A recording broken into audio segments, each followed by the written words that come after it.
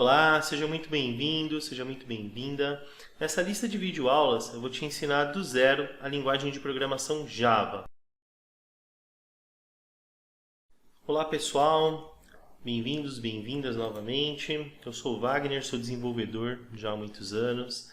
E para começar essas nossas aulas de Java, eu preciso te passar alguns conceitos teóricos, tá? Esse curso ele é focado em prática e não teoria, então isso será bem rápido.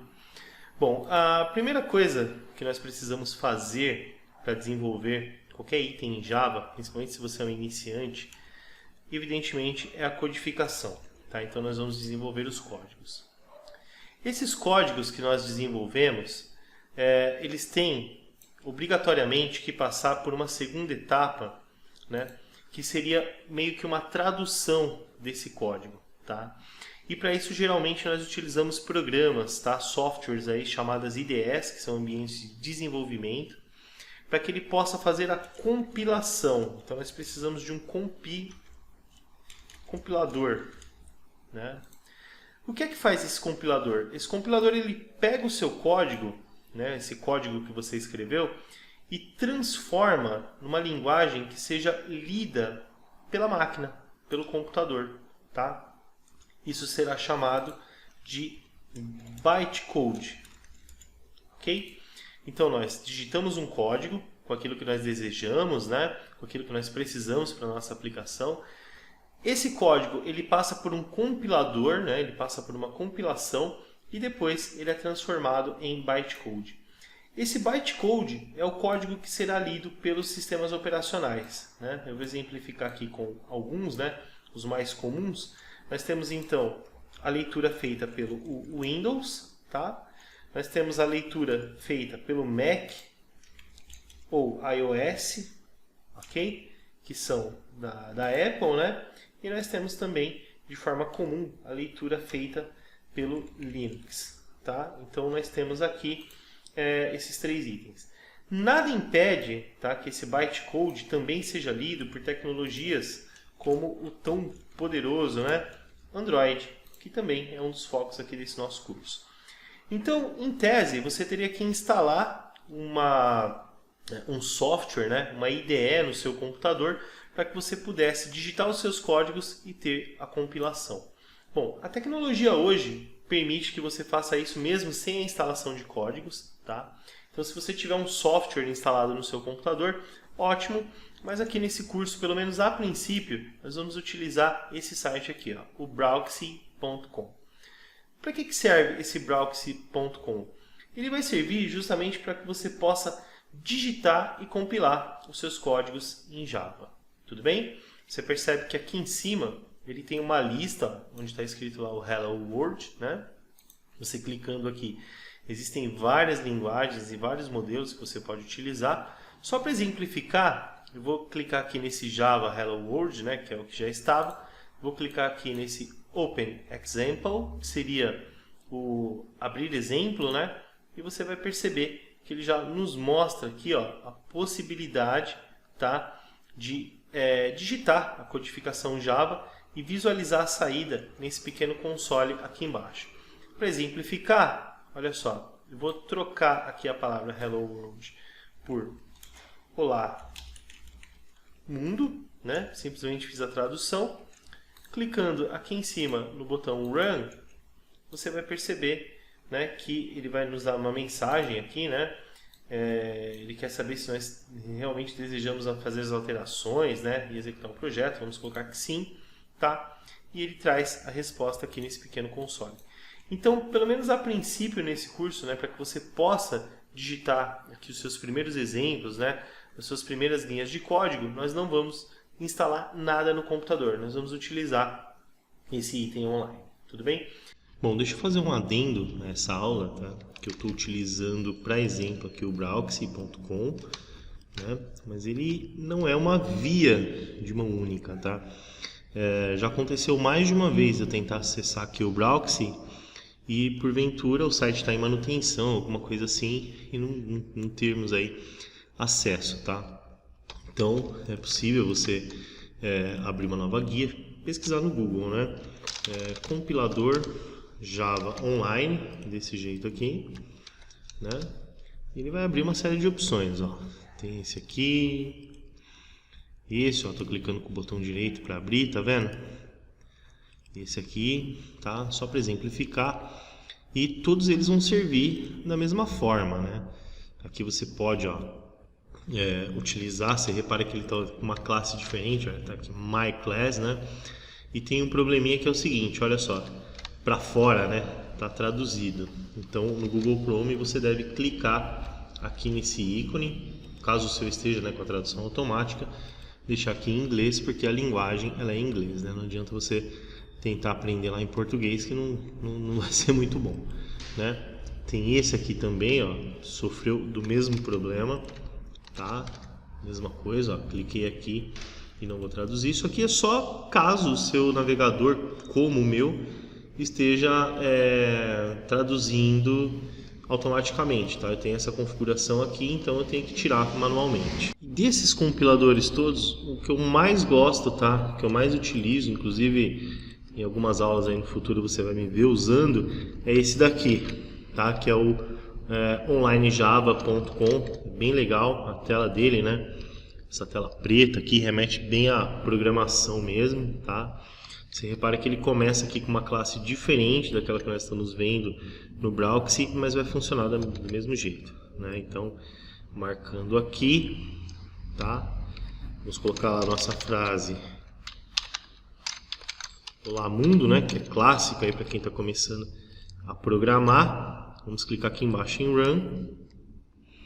E nós temos também resultado, né? Ele também vai nos dizer aqui, vai nos retornar, né, a resposta do nosso System Out Println, tá bom? Então você pode usar qualquer compilador online para estar seguindo as aulas. A única diferença que você vai encontrar é no nome da classe, tudo bem? E do método, mas não se preocupa com isso, que todo o restante vai funcionar normalmente. Legal? Então vamos continuar o nosso conteúdo agora. É interessante, caso você queira salvar as suas alterações, né, os códigos que nós vamos criar aqui, é interessante que você clique aqui na opção Register, tá? E que você faça aqui de fato um cadastro. Deixa eu ajustar a tela. Olha só, onde você vai colocar o seu e-mail, o alias, né, que seria o usuário, um password, que seria a senha, né, repetir, e digitar aqui o CAPTCHA, tá? Também é possível você fazer o login, olha só, com a sua conta Google ou com a sua conta do Facebook. Qual que é a vantagem disso, né? Se você fizer esse cadastro, nós vamos clicar aqui em User Area, onde você pode fazer o login e a sua codificação ela fica salva, né, para um estudo posterior, tá? Então fica a seu critério. Se você quiser se cadastrar, ótimo. Caso não, não é necessário para a sequência do nosso curso. Bom, nós vimos aqui um primeiro exemplo, né? Claro que nós não digitamos nenhuma linha de código, então se você é iniciante, né, evidentemente você está preocupado, você quer começar a trabalhar com a codificação do zero. Então nós vamos apagar, né, ó, repare que eu vou marcar esse item que está aqui, nós vamos apagar e vamos, claro, digitar a nossa codificação do zero, ok? Quando você cria uma aplicação de fato numa IDE, a maioria delas já traz uma estrutura inicial onde você consegue, né, simplesmente fazer a edição dos códigos, tá? Mas para ter a sensação de digitar a nossa codificação aqui, eu deixei uma cola aqui do lado para que eu possa explicar para que serve cada item, né? E nós vamos acrescentando esses itens aqui, exatamente aquilo que estava na tela antes, tá? Então, vamos lá. Bom, a primeira coisa que acontece quando você começa a trabalhar com Java é que você precisa de uma Public Class, né? O que seria Public Class? Você vai criar um espaço, como se fosse um gerenciador, para que você possa colocar ações, aquilo que nós chamamos de métodos, né? Um exemplo que eu vi uma vez e achei muito interessante é o seguinte: a class, né, que seria essa principal aqui, essa maior, seria um gerenciador. Gerenciador do quê, né? Gerenciador de ações, de atores que nós temos dentro do programa. Então você imagina que nós temos um jogo e dentro desse jogo, tá, o personagem ele precisa andar, ele precisa atirar, ele precisa correr, tá? Então dentro disso nós vamos criar aqui dentro as ações, que nós chamamos então de métodos. Tudo bem? Então nós temos lá uma classe principal que é a que vai gerenciar tudo aquilo que o nosso programa vai fazer. Ok? Então, para isso, está aqui o código, né? Nós vamos colocar uma public class, tudo bem? Para que ela funcione, é necessário que você abra e feche aqui chaves, tá? E dentro dessas chaves é onde nós vamos colocar as nossas informações.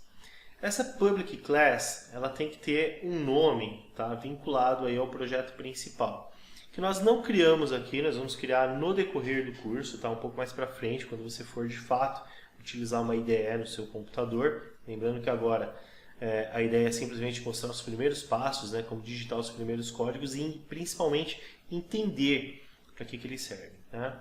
Então essa public class ela vai levar o nome Hello World, como está aqui em cima. Então vamos lá, Hello World, como está lá em cima. Aliás, um detalhe, tá?